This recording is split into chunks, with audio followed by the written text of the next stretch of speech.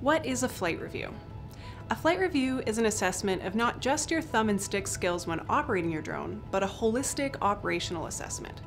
If you've held a special flight operations certificate before, you'll be familiar with many of the requirements. It's essentially an in-person SFOC application with a few flight skills attached.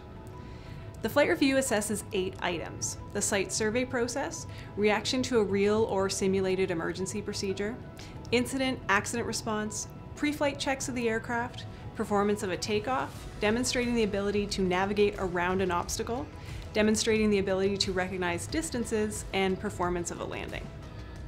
Pre-flight planning procedures. Here, the description says the candidate is required to plan a flight of at least 15 minutes duration, simulating a normal operational RPAS flight, which shall, at a minimum, include 1 takeoff and landing. What this looks like will depend on the aircraft flown in the test, but expect to demonstrate the performance of a site survey, simulated crew briefing, answering questions about airspace, and using all available information to make a go or no-go decision based on the weather and your site and aircraft assessment. Emergency procedures. The candidate is required to demonstrate verbally the procedures to be used when an emergency occurs.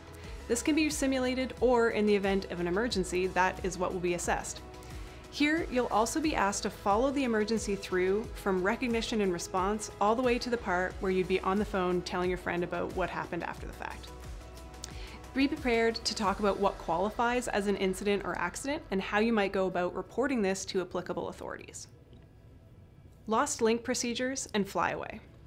These are 2 emergencies that you will very likely be assessed on. Know how your aircraft will respond to a lost link and ensure the app is programmed appropriately for the scenario. Also, you should know how to regain control if your link reconnects. For the FLYAWAY scenario, be ready to note your current position, identify the direction and altitude of flight, and estimate the remaining flight time available. If necessary, discuss who you would need to be in contact with given these details. Hopefully both of these will be simulated, but if the real thing occurs, that's what you'll be assessed on. Takeoff. You'll be assessed on your ability to safely depart on the planned flight. This part should be pretty straightforward, but make sure you're prepared to comply with any ATC instructions and have completed all the appropriate checks prior to launch. Flight skills. Next up is a flight skill assessment. The candidate will demonstrate the ability to manually control the RPAS through the various stages of flight as requested by the flight reviewer. These can include, but are not limited to, heading, speed, and altitude changes and movements around obstacles. This absolutely can, but doesn't necessarily mean manually manipulating the flight control sticks themselves. Landing. Safely arrive from your flight. Complete any appropriate checklists and secure the RPAS. Of the 8 pass or fail items on your flight review, 4 of them are to do with your flight skills, where the other half are based on knowledge and application of procedures. With that said, there are a few things you can do before you even get on site to do your flight review to set yourself up for success. Number 1, prepare your standard operating procedures, or SOP. According to the new cars, you'll require a site survey checklist, normal procedures checklist, and emergency checklist, plus you'll want to have your aircraft operations manual on site. You can use a binder for these things or have them electronically, or a mixture of both. Regardless, be familiar with the format and layout. Your reviewer may ask you where certain information is located, and you'll want to be able to easily access it. Be familiar with your gear. What's the lowest permissible operating temperature for your aircraft? What's its gross weight? Can your drone fly in precipitation? Are there any manufacturer required maintenance items? Where are you at in that maintenance cycle? It's a good idea to know these answers, or at the very least know where to find them in the manual or app. Practice flying. Your reviewer should be able to conduct the flight review for all types of aircraft, including those that fly in pre-programmed automatic modes or ones that have the ability to be manually controlled.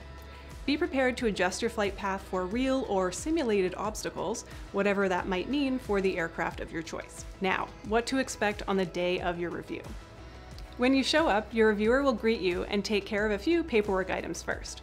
You'll need to show ID, proof of your advanced certificate written exam completion, which also counts as your recency, and your drone registration. You should bring your certificate from your flight review prep course too. Next, the reviewer will ask you to prepare for the flight as if it were any other. They'll observe you as you get your aircraft ready, perform your site survey, and work with Nav Canada as required. You may be asked to give the reviewer a briefing like they were a crew member, like a visual observer, for example. Around this point, the reviewer will ask some knowledge questions. For example, what airspace are we in? How do you know? What about if we were here on a map? You may also get procedural, aircraft specification, and regulatory questions too. Now it's time to fly. If you as the pilot in command are happy with the conditions and you haven't already failed an item, the reviewer will ask you to get the aircraft ready for takeoff. Once airborne, you'll be asked to do a couple of exercises such as navigating around an obstacle and estimating altitude and distance without reference to any telemetry. Throughout the whole thing, but particularly during this part, be sure to ask questions if you ever need clarity on an item. Better to be 100% sure than guess and guess wrong as to what the examiner wants to see. Once you return for landing, shut the aircraft down and perform any post-flight checks as necessary. Throughout the whole thing, expect the examiner to mostly just watch, ask you to do things, and provide very little validation if you did things right or wrong. They're trying hard not to coach, correct, or provide guidance, and rather just be an observer. You'll find out right away if you passed or failed. The examiner will take their report, complete some work in the drone management portal on Transport Canada's website, and the certification will be added to your profile once processed. If you failed, you can retake the whole thing 24 hours later. I hope that helped to demystify the flight review. If you'd like to book with one of Coastal Drone's Canada-wide reviewers, check out our city list to make sure we're somewhere near you. If you don't see your city listed, let us know where you're from, and if we can get a group together, we're happy to make a trip anytime we can justify it. If we didn't answer your question about the flight review process, let us know what we missed. We love hearing from you. Drop me a message at kate@coastaldrone.co. Happy flying!